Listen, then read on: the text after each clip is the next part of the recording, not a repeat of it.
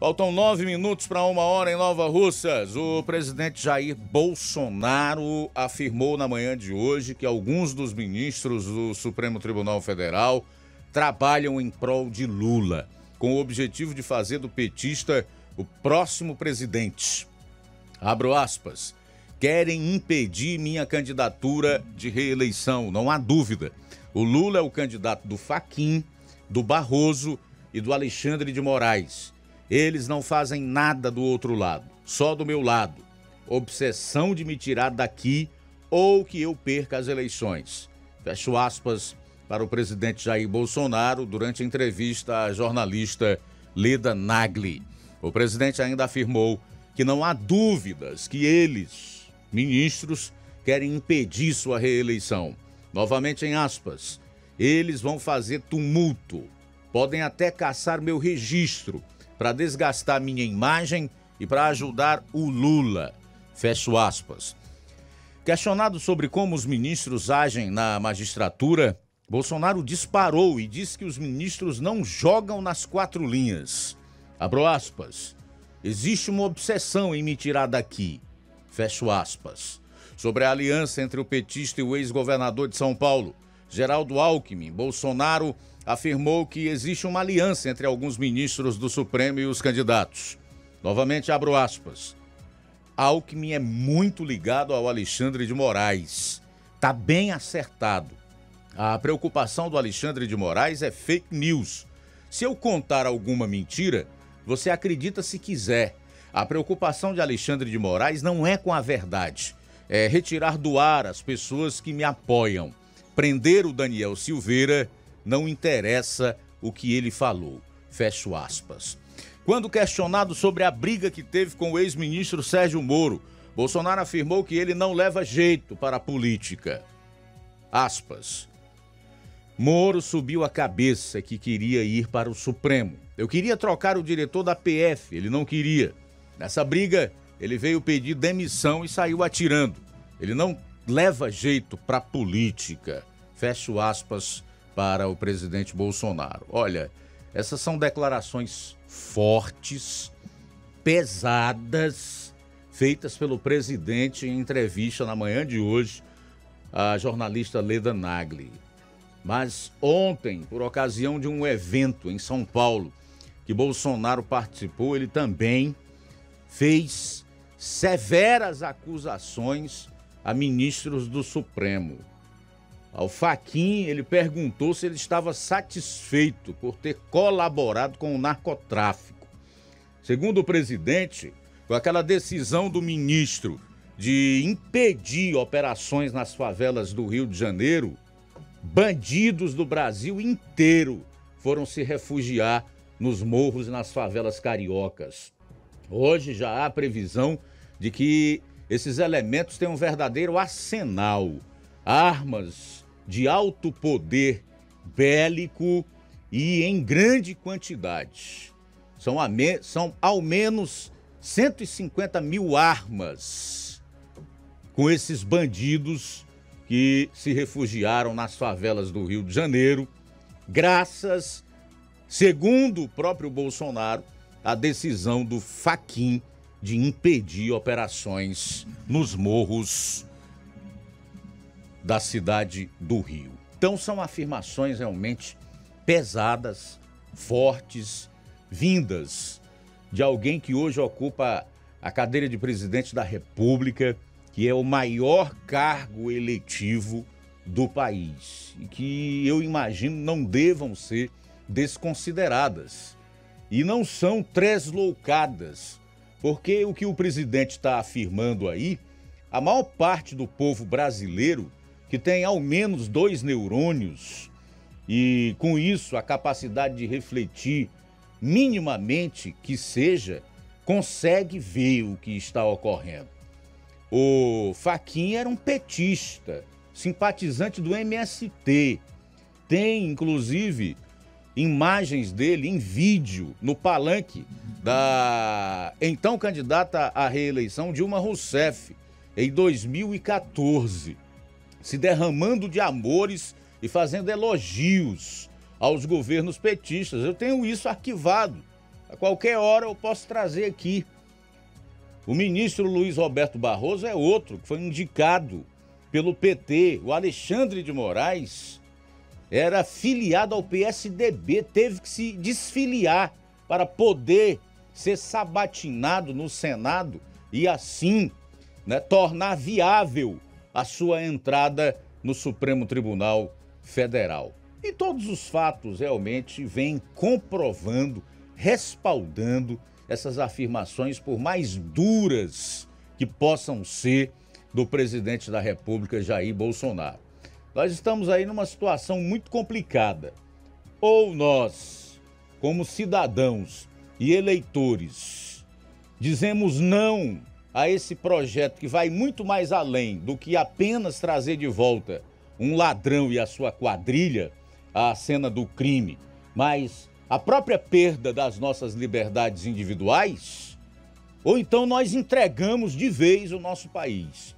E assim, não só as nossas vidas, mas as dos nossos descendentes, que devem ser o futuro dessa nação. De qualquer maneira, eu entendo que é algo com o que não se pode brincar. Eu, particularmente, não vou pagar para ver.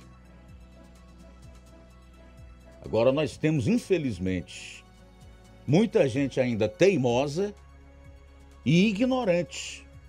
Ignorante no sentido de conhecimento, de informação. Eu também sou ignorante em relação a determinados assuntos. Talvez algo que me coloque em vantagem em relação a outros ignorantes é que eu não fico na ignorância por muito tempo. Eu vou atrás da informação para que aquela ignorância que eu tenha, né, eu possa vencê-la. 2 minutos para 1h, situação da Argentina, então. Terrível. Caos econômico na Argentina. Nós estamos aqui com uma inflação chegando a 12%. Hoje ela é um problema mundial. E sabe quanto ela está na Argentina? 60,7% em 12 meses. A inflação de maio na Argentina chega a 60,7% em 12 meses. Você coloca aqui um projeto ideológico de viés esquerdista no poder, com políticas que não prezam por teto de gastos, né? Por um equilíbrio nas contas públicas, que é o chamado equilíbrio fiscal, a gastança desenfreada e a corrupção. O resultado é uma inflação potencializada, porque o problema da inflação hoje é no mundo inteiro, mas em países como a Argentina e Venezuela, aqui na América do Sul, e tantos outros em derredor do mundo, além da tensão provocada pela pandemia e pela guerra, ainda tem esse agravante aí da corrupção e da incompetência de governos esquerdistas. Pois bem, os dados foram divulgados pelo INDEC, Instituto Nacional de Estatística e Censos, ontem. Se você não acredita no que eu estou dizendo, vai lá na fonte primária, que é o Instituto Nacional de Estatísticas e Censos. Estou entregando a fonte. Esse é o maior valor em 30 anos. A variação de maio bateu a de abril, que já tinha sido a maior desde 1992. Na época, a Argentina saía de um período de hiperinflação e tinha o índice anual em 76%. A Argentina também sempre sofreu com isso, inflação, governos que se revezam no poder. Quando você pensa que aqueles que destruíram o país foram, eles acabam voltando, né? Uma inquietação que é comum ao próprio ser humano, de forma que o país, que já foi considerado a Europa aqui da América do Sul, tem amargado severas consequências por causa de políticas que não condizem com o mundo em que nós estamos vivendo. Quem sofre mais? O povo, especialmente aqueles que vivem de salários. Pobres, então, nem se fala, viram indigentes com uma inflação nesse patamar. Muito bem. A meta definida pelo o governo socialista de Alberto Fernandes com o FMI, Fundo Monetário Internacional, é de 38% a 48% no final de 2022.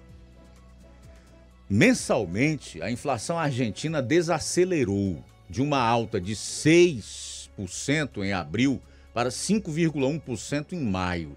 No acumulado do ano até maio, a inflação está em 29,3%. O cenário econômico argentino ainda conta com a disparada do dólar paralelo, chamado de dólar blue, que agora é vendido a 224 pesos.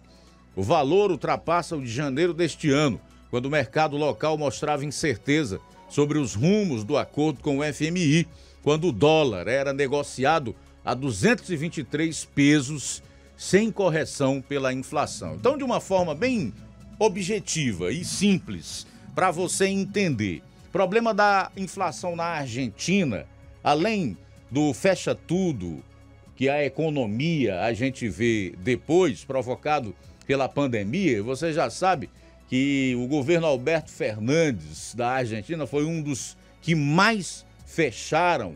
Lá os argentinos foram acometidos por um dos lockdowns mais severos do mundo. Ainda tem o problema da incompetência das políticas públicas do governo Alberto Fernandes, certo? Porque no Brasil a gente tem um problema de inflação não por culpa do governo ou por incompetência da sua equipe econômica, mas é a inflação provocada pelos 2 anos de pandemia, onde faltou produção, isso provocou escassez de muitos produtos no mercado e então elevou os preços. Eles foram para as alturas, especialmente na questão de commodities, como o petróleo, né? Onde o barril hoje é negociado a mais de $100 no mercado internacional. Aí você já viu, estamos chegando a 12% de inflação anual. Esta é a previsão.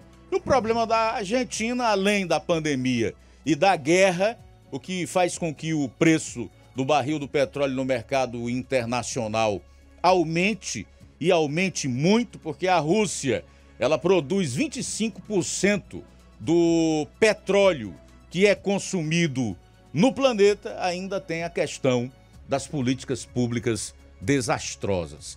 Aí esta inflação é potencializada. Você imagina aí, tu chega no mercado hoje aqui no Brasil, a mussarela que você comprava há 2 semanas atrás a R$35, R$36 o quilo, foi para R$45 o quilo. E com uma inflação de 60% ao ano, essa mussarela ia ficar em quanto?